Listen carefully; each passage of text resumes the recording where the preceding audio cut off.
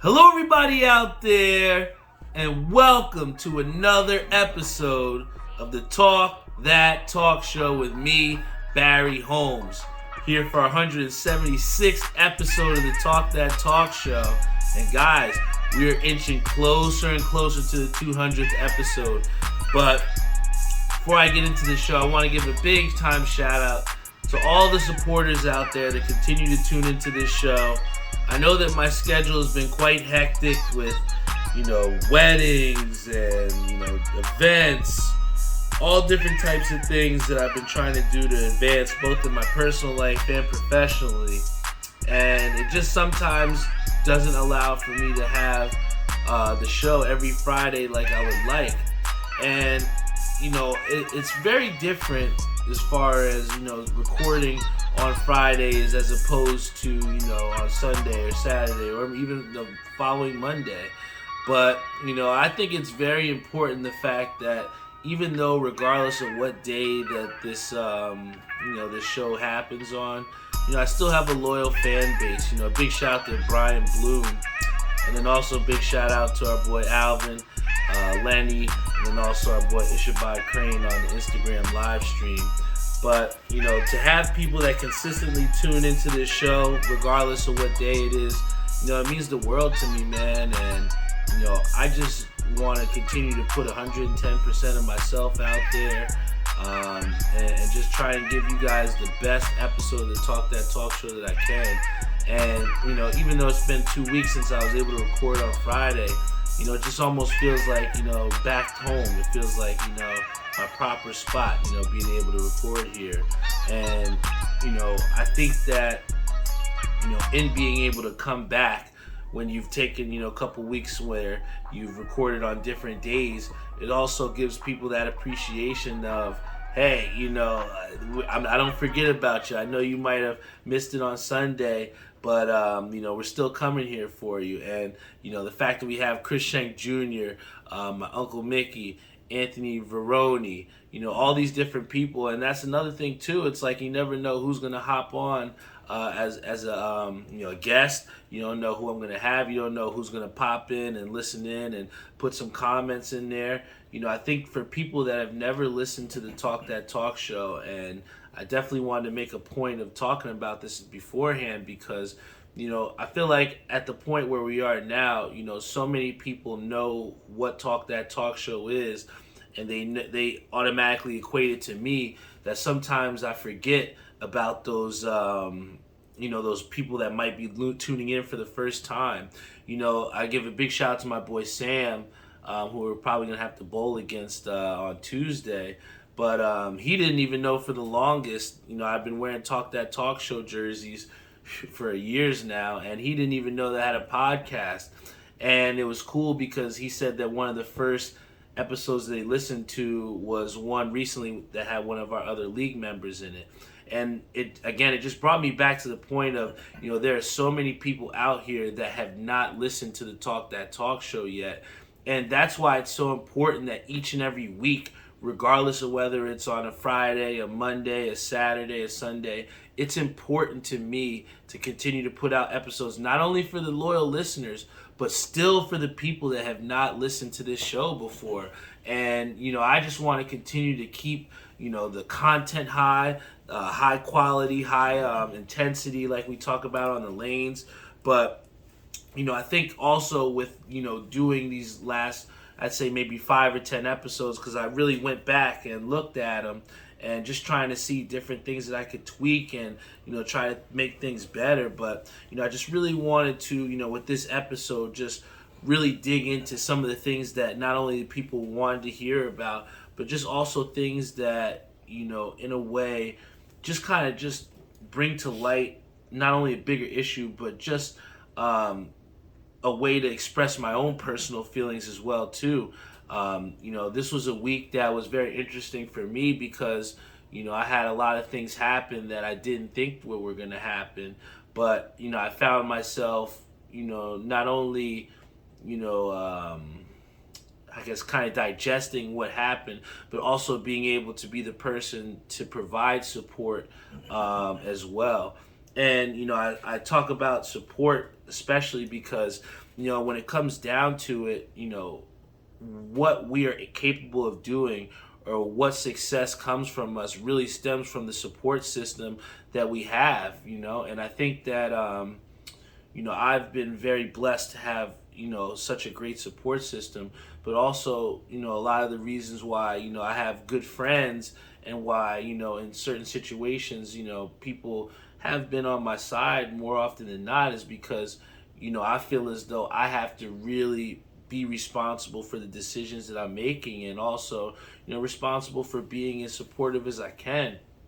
And one of the toughest situations that I had to deal with was, Doc, and you know how much Doc means to me, but, just seeing her struggle through a situation where she just felt extremely, unsupported. And, it's difficult, especially when you're in a school system or you're in, working with children and things of that nature, because always, the priority of the kids comes first. But I feel like oftentimes we really overlook the teachers, the administrators, all the adults in the buildings that really help to make kids have a better experience and how to come out on top. But I think that in seeing what had happened to my girlfriend and seeing just how certain situations were set up for her not to succeed, it just really made me think about just how much am I supporting her? Am I doing a good job? Because, at the end of the day, if you're going to a job situation or you're going to a place where you're spending a large percentage of your time that's not with your personal life, that's not with your personal friends, your family, you want to make sure that those people, those gatekeepers that you want to say, have the best chance at succeeding to giving our next generation what they need to succeed. And I just feel as though, what's just made me so upset was that, in situations where, Doc reached out and said about how she needed the support, the higher ups that were supposed to be there for her just did a disservice to her. So, I just want to say to anyone else out there that, at times feels unsupported and feels like, the progress that they're making is almost, not being warranted. They feel like, you're not getting anywhere. Just try to, like she did, provide the right documentation, being able to stand up for yourself. I think one of the biggest things that happens within schools too is institutional abuse. The fact that, these teachers and these administrators are made to feel like you shouldn't take days off, made to feel like you shouldn't report certain things. And, that couldn't be so far from the truth, because at the end of the day, if you don't have your mental health or you don't have the things to create success and to not only have success for the classroom or whatever place that you're working for, but only to where you don't even want to go to work every day. I felt that feeling where, you have a pit in your stomach when you wake up, and when you just, have this anxiety where you don't even want to go to the place that you have to spend a lot of time. It's a shitty feeling. So, if we can keep, the teachers, administrators, and people in the building to feel supported so that that doesn't happen, I think that, we'll get way better in the right direction as far as providing education across the board for the right people, man. Because, again, we talk about all these people, these athletes on the show all the time. I talk about celebrities, athletes, and their effect on how we live our lives at times in culture. But at the end of the day, we have to also realize the people that are out there really in the streets, laying the groundwork, trying to help our next generation, and then also being able to provide them with the right, tools to succeed, man. And I'm sorry for that little rant there, but I just seen, the effect of that and just what that's done to people. And it's a shitty feeling, man. And I think it's a perfect segue to talk about, decision making. And I think that over this past week, there was a lot of situations that both decisions on my part and people around me that meant, things to me, kind of had some effect on me. But, I think that when we talk about decision making, one of the very first things as far as making sound and good decisions is just taking the time, right? I think that at times a lot of, we make these sporadic decisions that, borderline, whether it's spontaneous or whether it's conscious or not. But, I've always prided myself on being a spontaneous person and being open to opportunities. But at the same time, you also have to be conscious of the decisions that you make as well, too, because oftentimes when you make sporadic decisions or you make things on the fly or off the whim, we're only thinking about one directed, I guess you can say a priority, like something that we're trying to appease or something that we're, trying to gain that we don't have. And prioritization is one of the big things that separates whether we make good decisions or bad decisions. Because at the end of the day, we all as people prioritize different things. And that's why everyone leads different lives based off of different decisions that are made. And, I think that a lot of times, again, like I said, the sporadic decisions are the ones that are made without the most, thought or, trying to provide, something for one of those priorities. Oftentimes it can make that residual effect not only for yourself, but for the people around you as well, too. And I think that, above all, we always have to put ourselves first. But, when it comes down to making good, sound decisions, we also have to think about the people around us that it affects as well, too, because, to live a life by yourself in a world by yourself, it's a lonely world, man. So you just got to make sure that you're making the right decisions for yourself, and then also the people around you that, you call, your inner circle, and you have to be very careful as far as the people that you allow in that inner circle too, because the decisions that they make or, decision that you make towards them, it affects people's feelings too, man. And, I found myself, a little upset, after certain decisions that were made, by people around, not only, just with certain walks in life, but just past, present, future. But, part of the reason how I've been able to forgive not only, people from the past or, things that happened recently or anything of that nature is just trying to remember also that, we as people all have different intentions, all different priorities. So, what I may not do may be something someone else may do. So just remembering that each of us hold different core values and each of us all hold, different priorities that mean things to us, that is what leads us to making these different decisions. And, even though I may make a different decision than someone else, you can never knock them for making a different decision from you, because at the end of the day, we all know how different things can shake out. So, I think that the best way to support people is just to, be there for them when you need to. And then also at the same time, being there for yourself to make sure that your mental is correct and that you're ready to go out there and make good decisions. Because literally, as we get into the next segment or two that we talk about in the show, you can see how quickly a bad decision can go really bad. And, first and foremost, the great thing to talk about that is the Celtics coach who just recently got suspended for sexual misconduct in the workplace, man. And I think that this is something that happens probably daily, not just in the NBA, but anywhere in general, in any type of workplace. And I feel like at times, sometimes people do, utilize their power and take advantage of that and, walk with sometimes this sense of entitlement that can lead people to crossing the professional line. And there are definitely costly consequences for crossing the professional line. I mean, you can look over at the Suns Suns and Mercury owner, who has been accused of doing many different things in the workplace to where he's had to now sell his team. You can look at Donald Sterling with the insensitivity racially, which he's done, that's led to him having to sell the team. But all in all, the decisions that people make have, again, like I said, a residual effect, not only on themselves, but the organizations that back them. They're talking about mayhem in Boston as far as, what this sexual misconduct allegation has went to.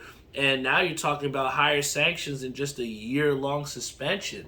And, again, I think the biggest thing as far as anyone that's working, and the best advice that I can give or anyone else can give, is that when you go to work, you go to work. You know what I'm saying? I feel like, where people get themselves messed up is, when you go to work and you're trying to flirt with girls. You go to work and you're trying to steal stuff from where you're working. If you think about just going to work and getting your job done, it makes the days fly so much quicker, and you'll see yourself advance up that vertical ladder so much quicker. But what happens is people get distracted based off of sporadic decisions. Hey, this girl's hot. She wants my number. Let me see if I give her some action. But little do you know, maybe that her intentions aren't exactly of wholesome intentions, right? And I don't mean to say that speaking just to women in general, but men can have the same way too, abusing their power towards women and trying to make them do things so that they can get advances. I mean, it's been happening for decades, but the problem is, it's like, when you have someone like Ndoku, or the coach of the Celtics, who, sucks, happens to be a black male as well too. It seems too often where we have these people, or these black athletes, black administrators, or anything of that nature, when you get that sense of power, you get that that acclaim, it's almost like instantaneously they're trying to find some way to bring you down. And I know it's always innocent until proven guilty, but it just seems too often than not, when it comes to people of color, it's always guilty until proven innocent. And that's the shitty part about it. But when you make the decision of doing something at work that can kind of tarnish that, or lead those people to doubt you in a certain way, you're going to have a much harder way of trying to clear your name and keep that integrity of what people believe in you. So the best way to keep yourself out of any type of professional problems or issues, when you go to fucking work, just work, man. I'm telling you. And if you want to talk about from personal experience, I happen to be someone that at times has to learn from experience.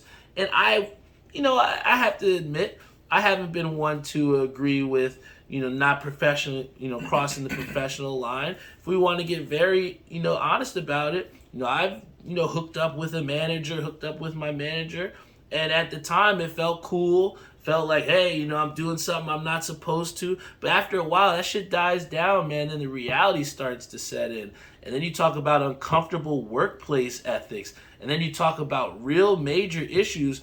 And when you can't go to work comfortably and you feel like people are dangling things over your head, that's not a place that you want to be. So like my boy Ishabod Crane says, man, it's not worth it. And eventually for me, I don't know for sure if it happened or not, but that sexual, whatever you want to call it, relationship, whatever it was, could have potentially costed me a promotion. Who knows? So bottom line is, when you go to work, you have to make sure that you keep it strictly work. Nobody's saying you have to be a mute, but at the same time, if you can keep your intentions pure, you keep your nose to the grindstone, you're going to 100% keep yourself out of situations like this Celtic coach.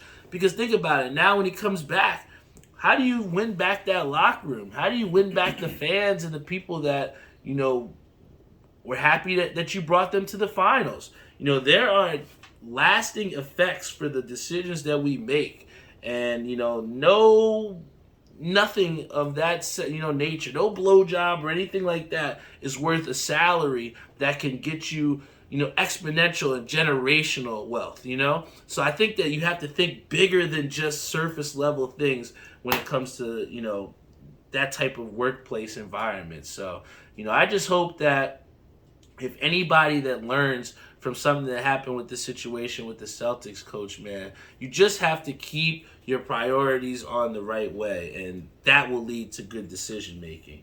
And then, like I said before, where it's like you have this whole thing in the spotlight about, this Celtics coach who has been, having accused sexual allegations, and, you have all these different things that kind of come to light.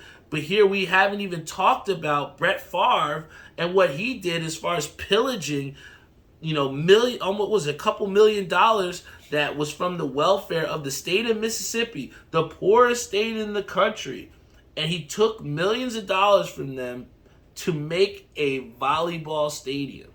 I think that, to have someone that had an FBI probe on him, to have someone that had to, reimburse this money back because he stole millions of dollars from a welfare that, may I add, is taken majority of from, black and colored people. I feel like people don't, or the, media per se, they kind of protect, those Caucasian white people that are athletes or any type of celebrity status, when really the people, the public and the people need to know just how shitty this is, right? How do you take from the poorest state to give to people that already have, you know? Got money.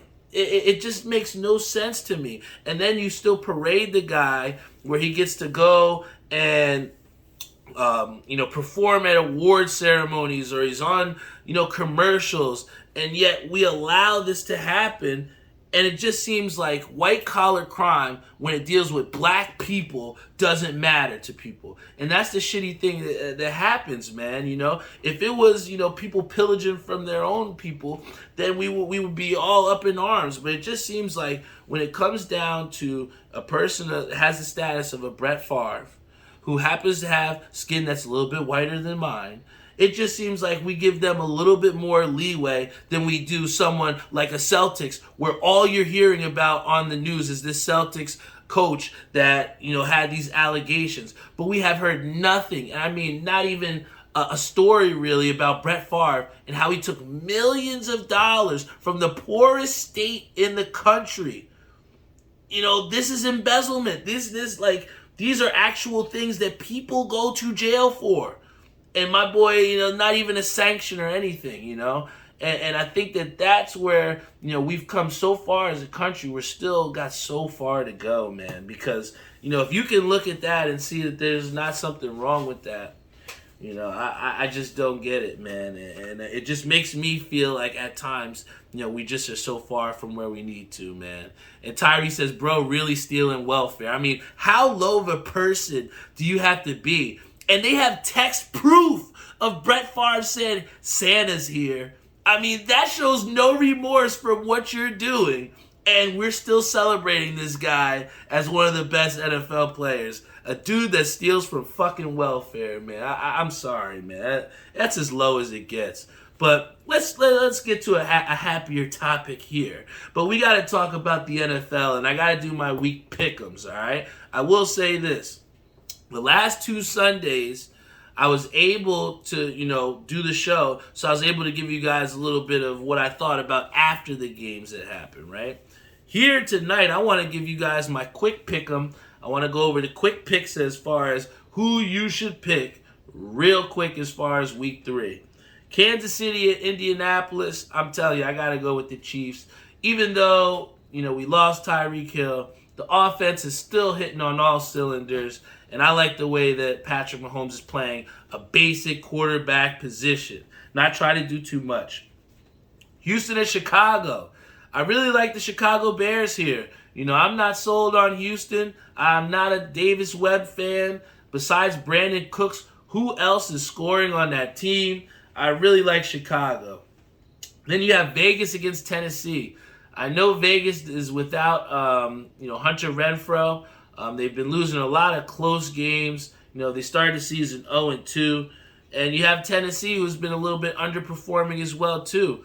But I just think that, with the experience that Tennessee has had, winning games last season and now having, Derrick Henry back, 100% healthy, I like Tennessee. Then we have Buffalo against Miami. You got the divisional matchup. I think it's very tough here because, my heart wants to say Buffalo. But you can't count out the Dolphins, man. It is not a fluke that they came back and destroyed the Ravens. So I think you have to put some stock in Miami. I think they upset Buffalo. I think if this game was in Buffalo, I would have to go with the Bills. But I like Miami at home, man. They're a team that does not care. They play free and carefree. I like Detroit against Minnesota. I last week I had to eat my words about Minnesota. I was very high on them.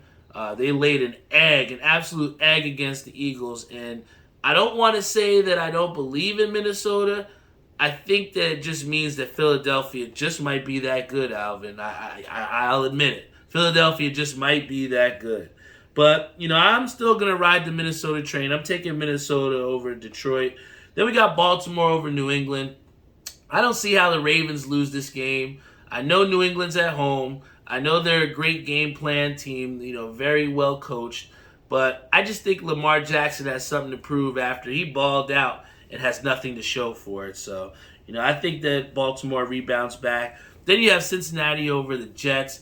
I don't see the Jets beating Cincinnati, especially after Cincinnati started the season 0-2, and they have high hopes of getting back to the AFC Championship and beyond. So, I think this is a must-win game for Cincinnati. If they don't win this game, this season is over. So I got Cincinnati there. Then you got Philadelphia at Washington. I love the parody of, Philadelphia much, much better without Carson Wentz. But just based off what I saw from Carson last week, I think it's hard to trust him even at home. So I'm going with the Philadelphia Eagles. Then we got New Orleans over the Carolina Panthers. I think that, with a winless team in the Panthers that still has talent, still has pieces, they just haven't brought it together enough. And playing New Orleans in a divisional game at home just might be the perfect storm for them to get their first win of the season. I got the upset of the Carolina Panthers over the Saints. And then another tough game to pick, two 1-1 teams. You got Jacksonville against the Los Angeles Chargers. I really like the Chargers. They look good against the Chiefs, but just couldn't get it done, But you have Jacksonville, who has surprised some. This is a real litmus test for Jacksonville because now, people are, they see what you can do. Let's see what you do against a real team. And I just think that they've run into the buzzsaw of the Chargers that want to get that win back that they lost against the Chiefs.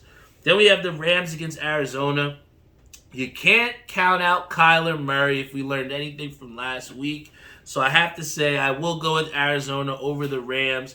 The Rams did look good, but in the times, they almost blew that game. And also, when you think about it too, I just see the diversity of this Arizona offense with new pieces as well too, and even James Conner, who hasn't even really got it going. So I think they get it going against the Rams. And then Atlanta against Seattle. I know Atlanta is winless, but Marcus Mariota, aside from a couple bad throws, has been giving that offense going. So I'm going to take Atlanta for that upset over Seattle. Then we have Green Bay and Tampa Bay. Some may say this is the best game of the week. I have to agree. I think it's a really good one. But, I still got Tom Brady, even though he had, a finger injury. I think that Green Bay got a great win against the Bears. It's not like the Bears are a playoff team. But, I like Tampa Bay over Green Bay. And I will see, if I have to eat my words next week. San Francisco against Denver. This was a tough one to pick because my heart was telling me the 49ers. They get Jimmy G back. They didn't look bad with Jimmy G, but they also played a conservative plan when they were up already. So, I just want to see what they can do against Russell Wilson, who's kind of starting to figure out, who his targets are. Him and Cortland Sutton have been looking fantastic together. So, let's see. I got Denver there. Then we got Dallas against the Giants. The second best game of the week, in my opinion. And, I think it's very hard to take the Dallas Cowboys. Even though Cooper Rush is 2-0 as a starter of the Cowboys, it's different when you got the Giants who are coming in with the 2-0 record, and they still have that nothing-to-lose mentality. They got a fan base that's been itching to see some sort of a pulse from that New York Giants team. And now with them 2-0, they have a chance to have the division lead or a share of it with the Philadelphia Eagles. And I think that that's something that, Coach Brian Daboll, the new coach that they have, I don't think he's going to squander that opportunity. So the Giants, I got them over the Cowboys on Monday Night Football. And then before I get off the air, you know how big of a boxing fan I am. I think it's something that we got to talk about. Newark's own Shakur Stevenson going up against Robeson Conceição. Let me see. Conceição. I don't know how to say it. I'm sorry. We're just going to call him Robeson. He's a Brazilian boxer. Obviously, I'm not good with my Spanish as well as I thought I was, but I think the thing that is big to talk about with this fight, it's a fight with Shakur Stevenson. Shakur Stevenson, he fails to make weight. It sucks, man. It sucks because you hate to have, again, like we talk about, the decisions that are made to then tarnish the legacy or to be stripped of belts to where, we already had this as being, Shakur Stevenson's last fight at the 130 range. But it just sucks for him not to, go out on top with the belts because he has bigger things ahead of him, But this brings up a bigger issue of fighters not making weight. We had Kazmat in his last match against Diaz not make weight. And you have a situation where Canelo had such success at, his weight class to where he had to move up against Bivol. This is a similar situation with Shakur Stevenson where he's kind of wiped his division at 130 and he wants to make that jump up to 135. But I think the biggest thing that people don't realize and why people say, oh, well, why do people cut weight and why is it that they do this? Because when you look ahead and if you talk about trying to make that jump to the next weight class, you may be the baddest fucking dude at 130, but when you go up to 135, it's a whole different ball game. I love Shakur Stevenson. We've seen him as a boxer mature. We've seen his growth in the power that he holds in his hands. But look at the division that he has to step up into when he moves up to 135. Have you heard of the name Vasily Lomachenko? Have you heard of the name Devin Haney? Have you heard of the name Gervonta Davis? George Kambosos, who actually is about to fight a second fight with Devin Haney? Ryan Garcia? That is a stacked top 5 at 135. And here we have Shakur Stevenson who doesn't know where he fits in that. So, it sucks that he's getting these belts stripped from him from not making weight. But like he said, his health is 100% what you need to focus on. And I get that. And if he's saying that it's against his body, like, is a detriment to cutting this weight to get to 130, then by all means, take the jump up. But for any fighter that's talking about making that jump to the next level, and you're trying to decide whether you should do that as opposed to taking a cut, of trying to, make that weight cut, those are some bad dudes going up there, man, when you move up to weight class. And I think also besides this fight, 2 big fights that we should have on our radar in boxing that are going to be big for the sport is October 15th. Both of these fights are on the same day, so I want you to circle this on your calendar. We got Deontay Wilder fighting against Robert Helenius.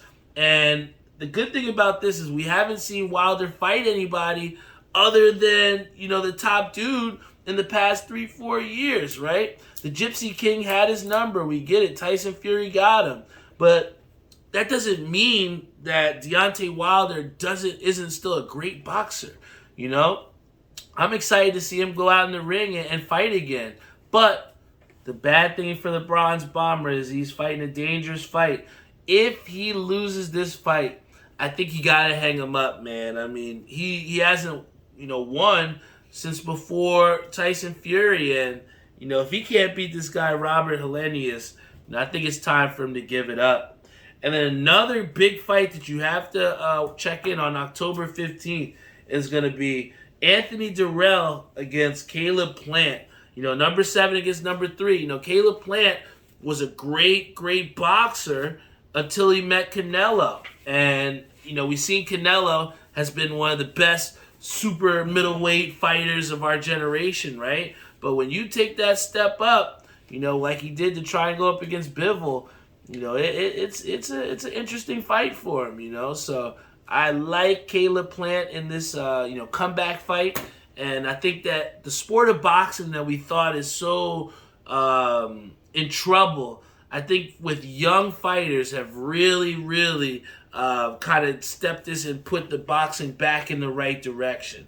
Even though Tyson Fury might go out, we still got Usyk, who's undefeated and can really take the reins. We had Anthony Joshua fall out, but you have Andy Ruiz who's trying to climb back up the ladder again as an active fighter. So the younger fighters will take back the boxing in the right direction. I'm just excited for the fights that are going to come up. Even the Charlo brothers, they've been doing really well up in the lower weights. And I was taking a look before I came on the show at just the power rankings throughout boxing, and there is just a great depth of good fighters that you've probably never even heard about. And I think that hopefully in these next couple months with some of these big fights that are going to happen, especially with that Devin Haney and Kambosos rematch, hopefully some of these other fighters will fill out that undercard to get some, spotlight back to boxing like it should. And we have a comment here that the Phillies are beating the Braves 8-0. So I think that's a perfect time to crack a beer because I haven't done this in a long time. Big shout out to my boy Savion Gaynor here. I've been working feverishly at both jobs and trying to reacclimate myself to the working schedule after not working during the summer. But I want to thank him for this because my boy came and hand delivered me, like as he would say, a pack of stupid beer.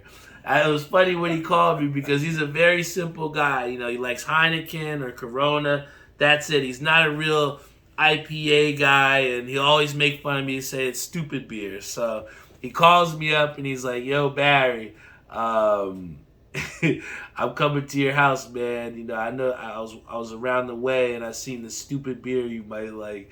And I'm like, as my boys say, even though, in a nice gesture, you still got to be a dick about it, right? And that's why you need friends like that around, man. And I got to give a big shout out to him because, this beer, I tried it before, but I was supposed to do a review of it last episode, but, my mind goes so, frantic when I'm trying to create these episodes and give it to you guys live, and, I happen to forget about it, so I'm going to give you guys my first beer review in a long time, and then also got to give a big-time shout out to my boy Eric Turner, who came back last night. Even though we had a losing effort, it felt good to be back at full strength with Eric, and he got on my case last time. He's like, "You named all your teammates and you didn't name me," so I didn't forget about you, Eric. I listened to my fans, man. So here we got the Zero Gravity Power Suit IPA. It's from, I don't even know where this is from. I think it's actually called Zero Gravity. So the brewing company is called Zero Gravity. It's an IPA. I'm trying to look and see how much percentage this is, but, I think this is a Vermont. I think this beer is from Vermont, but it's a tropical hop trifecta flavor. So, I'm going to show you guys here what we got cooking over at Talk That Talk Show. Big shout out to my boy Savion Gaynor. And cheers to the Phillies. Yes, I said it. Cheers to the Phillies because we need you to beat up on the Phillies. And glug, glug, glug, glug, glug, glug, glug, glug, glug, glug, glug, glug, glug, glug, glug, glug, glug.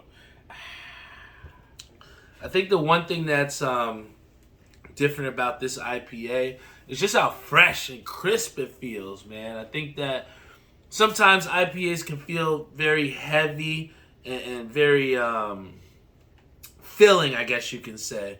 But this one is very refreshing, and I like it a lot, man. I think they got it spot on when they talk about the tropical hops, right? But big time shout out to everyone that's tuned in on our Instagram and Facebook Live. Brianne Pearson, Josh Heems, Jeffrey, my boy Theo. He said Pro Image in the building. Big shout out to my boy Firebrims over at Pro Image Bridgewater. We have my boy Lenny who said, "We're putting the word out about these amazing show, brother. We wear the shirts and jerseys with pride. They mean the world to us. I appreciate you, man." Then we got Theo who said, "Teachers are underpaid, man. They deserve so much more." Yes, Doc needs to get paid. Pay Doc more. Pay her more. All right? And then also we got Damian Cooper on our Facebook Live, Tim Sikoria, Chris Shank Jr. Guys, we got a big-time matchup, our first UBA matchup of the season coming up tomorrow. I'm excited to wear the jersey. We've been talking about it earlier on this week. Excuse me. I'm just excited, man. I think it's just the competitiveness inside of me that I just look forward to the moments where I can compete, succeed, and show my talent, man. And tomorrow is a high level of competitiveness. We got a lot of people that are there that you kind of look up to in the lanes that are liable to shoot 300 at any time.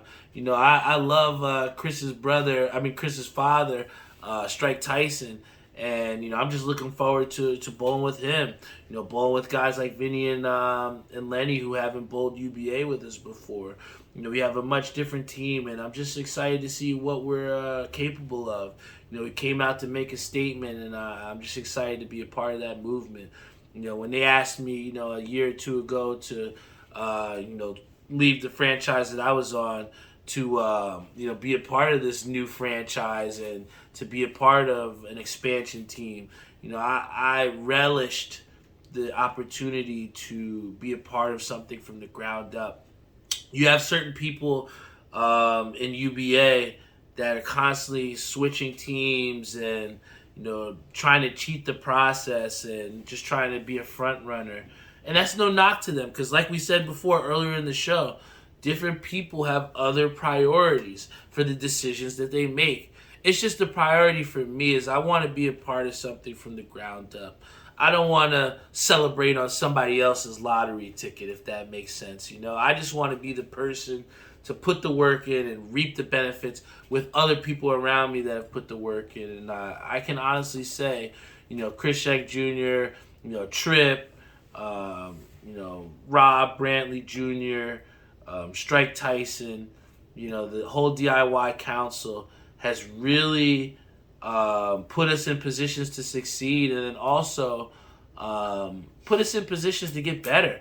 I think that, you can't succeed without getting better.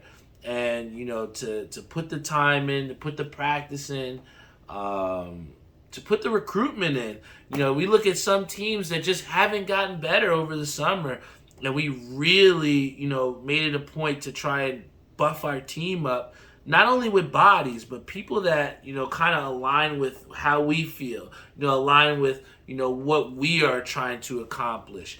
And like Chris said, we're just built different. So, I'm just happy to put that fucking jersey on tomorrow. I'm happy to be a part of something from the ground up. And I'm happy to be a part of something that means something. I think that, when you're doing the right thing, the results will follow, and I truly believe that. And finally, before I head off this show, I gotta highlight my boy Koo, because Koo had the panic out at ECapCity on Thursday. My boy Big Henry was out there. Made the trek from Patterson, and he told me straight up. I was like, "Yo, how's the line out there?" And he was like, "Yo, man, there's a lot of people there." And I was like, "Yeah, man, all right, let's see what's up." So I went up for the ECap, and I was just so happy to see a lot of people out there, supporting Koo, because my man is putting out good hats. I mean, I know this is a nice hat club hat, modeled after the David sunflower seed. I love it, but there are other places outside of Hat Club that you can get good hats from. And ECapCity is one of those places, is one of the first places I went to when I started in the hat game as far as assisting, reselling, and it's got a special place in my heart. So I had to pick up this Bison's, even though I always say I love the Bison from my fitteds. I got to support people that are trying to do things a little bit different. And I love the fact that he did a two-tone on this with a different side patch that I actually never had as a Bison's hat. I never had this side patch. And then to have the red undervisor too, that might be one I might have to throw on tomorrow at the game. I don't know. I haven't decided which hat I want to rock with my jersey, but this one is definitely in the mix right now. But, this is all I have, man. I tried to give you guys everything I had on this episode. I just really wanted to think things out. I was at the YMCA in my job, And I just sat down and I just tried to think about all the things that I felt over the week, all the things that I read and the articles and everything that just kind of, got a reaction out of me. And I just wanted to put my thoughts together the right way. And just like I started out at the end of the show, thinking things out and making very good, calculated decisions, sound decisions, and then also taking the time to feel the feelings that you have. I think that it allows us to make the right decisions. I mean, I got to give a shout out again to my boy Say, because I made a decision after, excuse me. Thank you, Say. But I made a decision after bowling on Wednesday that, this season, I have sacrificed a lot of my outside time, to working and bowling, because I felt like, I got to get back to what I had lost, over this past summer. And, in doing so, I've just been so hard to the grindstone that even in the chat, you saw Ishabad Crane say, I need to get reps on the Call of Duty. I haven't touched the fucking Xbox in weeks, man, and that's something that I absolutely love. But, as of right now, I'm on a different path of just trying to grind right now. And, in the process of doing so, sometimes the time that you spend with your friends gets sacrificed. And, I told myself I was going to go hang out with Say no matter what time we got out of bowling. And I was happy to hang out with him because a conversation that we had with me, him, my girlfriend Doc, in the car, hanging out, I think it truly did lead to her standing up for herself because, at times, especially, with people that mean a lot to us, it may be hard for them to express how they're truly feeling because they may not want to burden us or things of that nature. And at times, it can really affect our mental health if we don't get that out.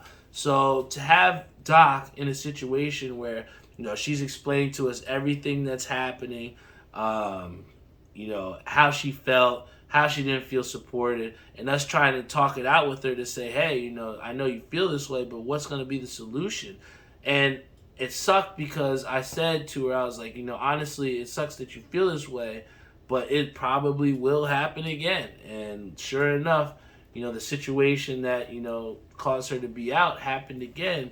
But it was the fact that she stood up for herself and the fact that she expressed how she felt, communicated it professionally, had the documentation. I was just so proud of her. And, I think that in life, sometimes we are in situations where we don't stand up for ourselves. And I think that it's super important to stand up for yourself, stand up for your beliefs, and really prioritize not only your mental health, but just, being treated with respect. I mean, that's the most basic thing that you can do. I mean, there's a lot of things that are out of our control, but if you can control the way you respect other people and the way you garner respect from people, I think that you're going to always put yourself in a much better position. And I was just so proud of, Doc for, coming to that realization. And then she's going to like this comment. Ish says, Ish is Team Doc in capital letters. But, I think we're all Team Doc and also Team Talk That Talk Show, man. We're all a part of the same, part here. We're all trying to get to the same place.